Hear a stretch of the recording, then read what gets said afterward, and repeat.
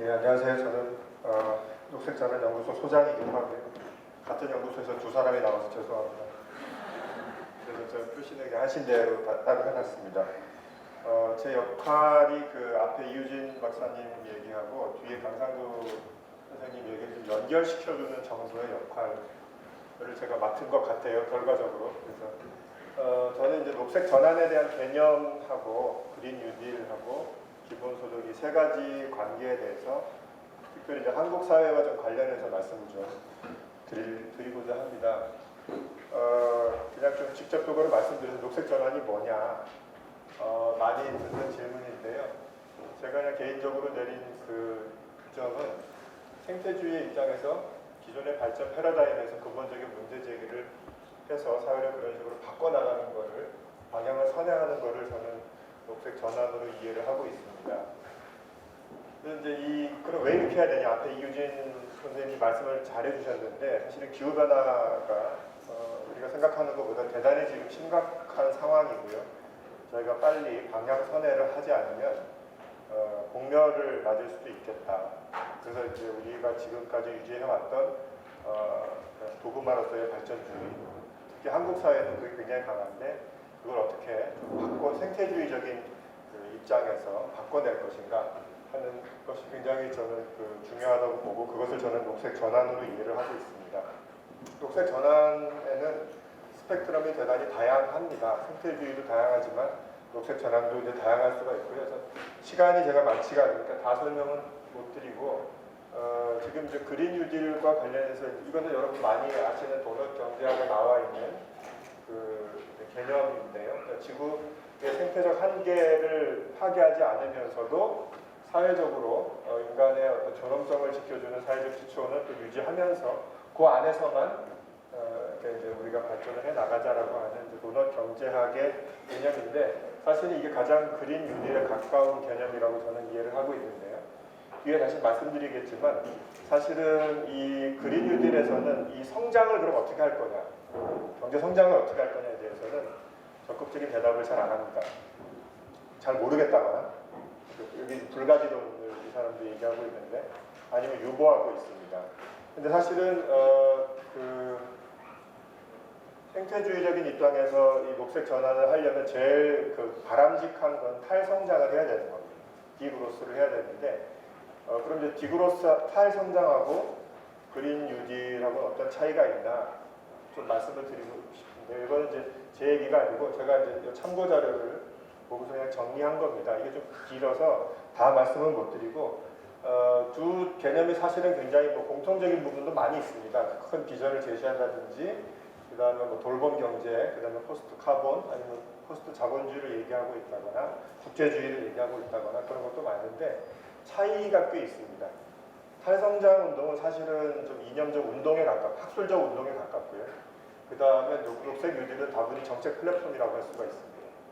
좀 더 이제 구체적이고 실천적인 그런 성격이 강하고 그런 좀 특징이 있고요. 그 다음에 탈성장에서는 소비 문제를 굉장히 집중적으로 다루고 있는 반면에 그린 뉴딜 같은 경우에는 소비 문제에 대해서 가급적인 얘기를 잘 안 합니다. 그냥 이렇게 왜냐하면 계속 일정한 성장 부분에 대해서 어느 정도 동의하는 부분이 있고 일자리를 창출한다든지 불평등을 기후변화를 대비하면서도 불평등을 완화하려고 하는 전략을 쓰고 있기 때문에 이 소비자들을 이렇게 좀 교육시킨다든지 아니면 전환하려고 한다든지 이런 부분에 대해서는 그렇게까지 적극적이지는 않은 것 같습니다.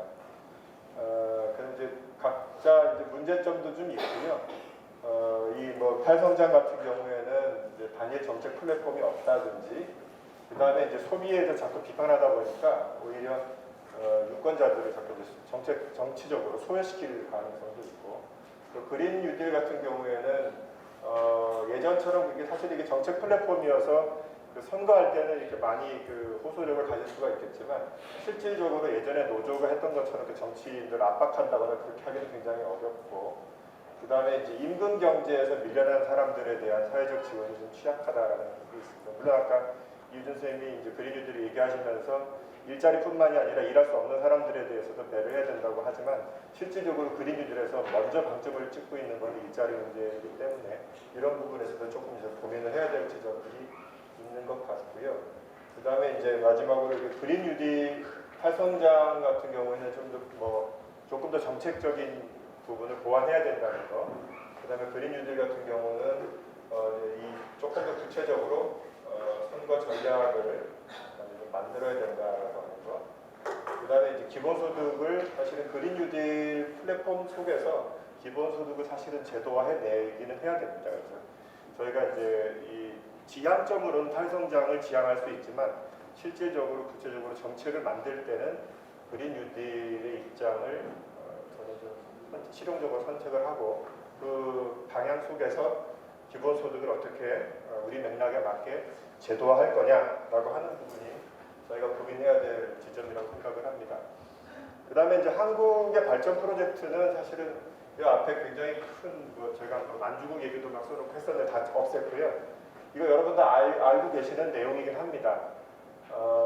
우리가 이제 굉장히 압축적인 발전을 하면서 몇 가지 이제 특징들이 있는데 예를 들면 공유자원인 토지를 저희가 사적으로 소유화했고 개발 이익은 이제 사유화하면서도 개발 비용은 다 사유화시키는 그런 특징들이 있습니다. 그 다음에 이제 이런 얘기들은 여러분 다 아시는 내용이라서 제가 짧게만 말씀을 드리겠습니다.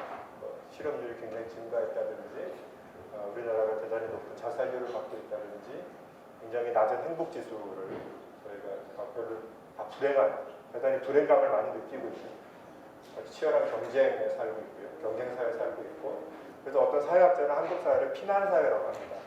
그러니까 피난민들처럼 살고 있다는 거예요.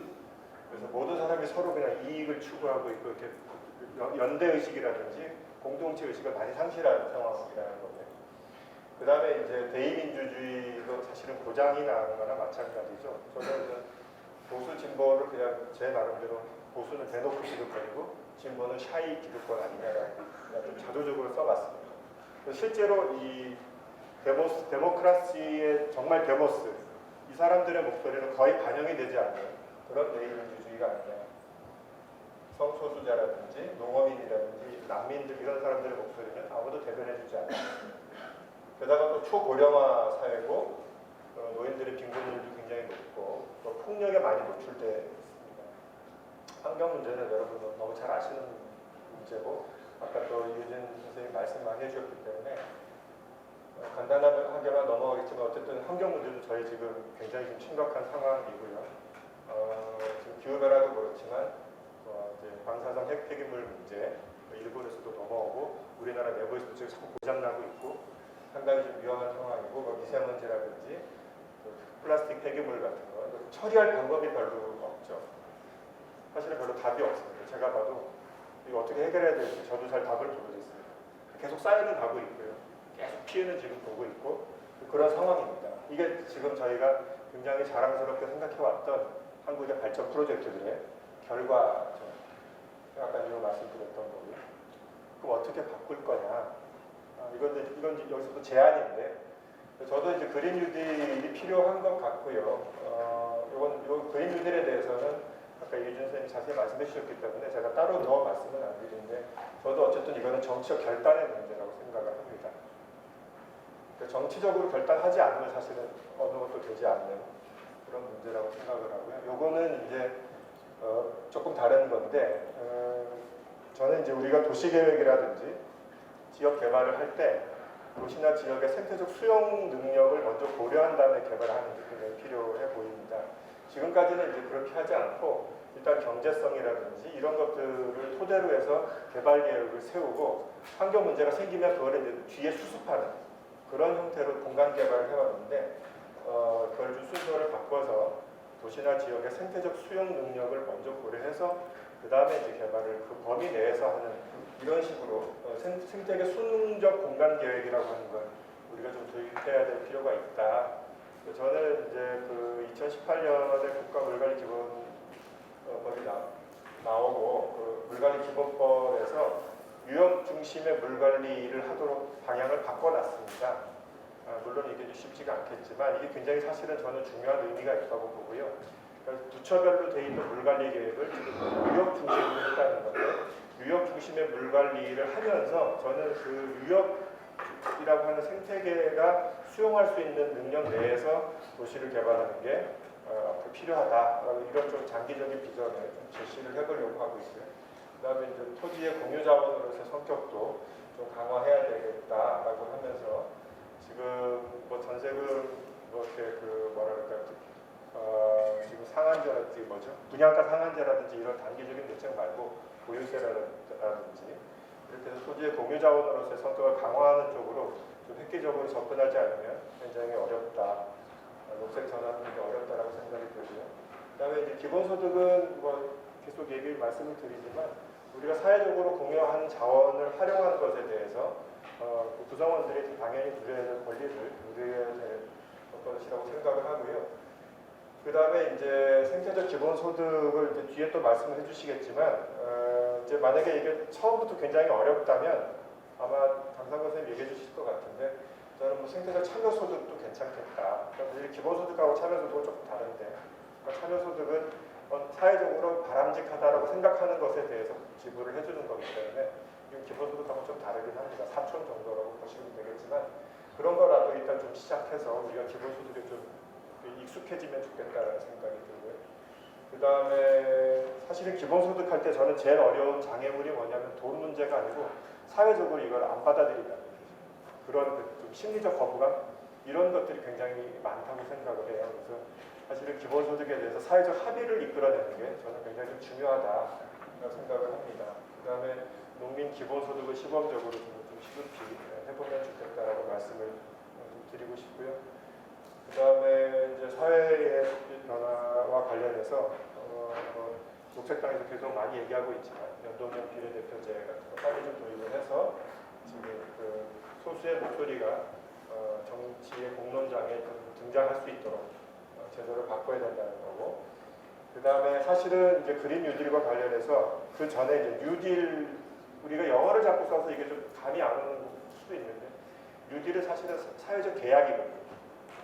사회 계약을 새롭게 계약을 다시 짜야 되는데 예전에 그 뉴딜에서 제일 핵심은 테네시 밸리 공사하는 그게 그런 경기를 부양하는 대공사가 아니라 중간층을 많이 넓히는, 그러니까 위 아래를 이렇게 압착시키는, 그래서 중산층을 많이 넓히는 그게 사실은 핵심이었습니다. 그래서 투명하고 공정한 조세 정책이라든지 이런 것들을 통해서 불평등을 완화시키는 그런 것이 사실 핵심인데 그린 뉴딜에서도 이제 그런 부분이 좀 더 강조가 됐으면 좋겠다라고 생각이 들고요.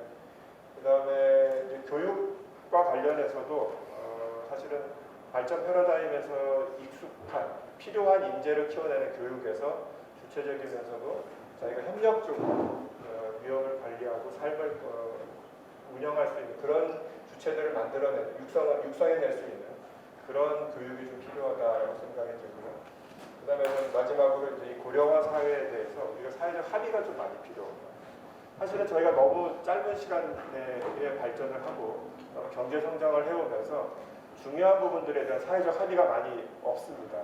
예를 들면 죽음, 늙는다는 거 이런 것에 대해서 사실은 저희에게 별로 깊이 고민을 안 해왔거든요. 근데 그런 부분에 대해서 사실은 논의를 좀 해볼 필요가 있습니다.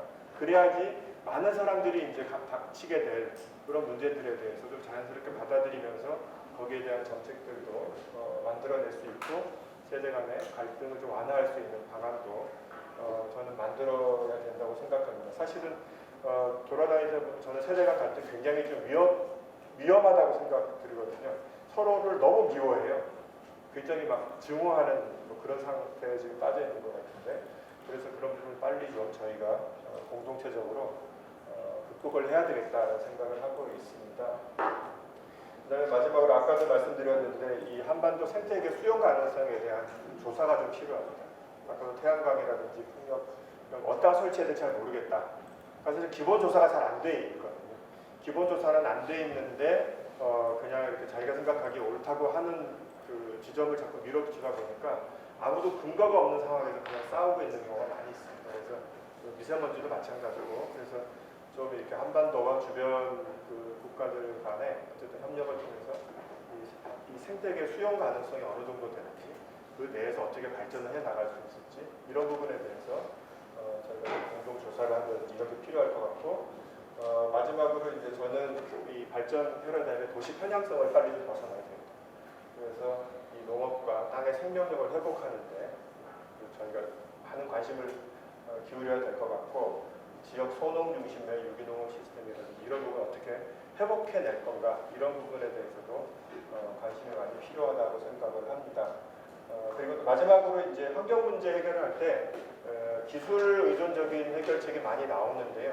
저는 기술을 거부할 필요는 없지만 기술의 이 활용에 대한 사회적인 개입은 반드시 필요하다고 생각하고, 그런 뭐 AI라든지 여러 가지 뭐 지오 엔지니어링이라든지 이런 환경 문제 해결에 있어서 기술을 적용하는 문제와 관련해서 더 많은 사회적 논의가 필요하고 사회적 개입이 필요하다고 생각을 합니다. 예, 이상으로 마치도록 하겠습니다.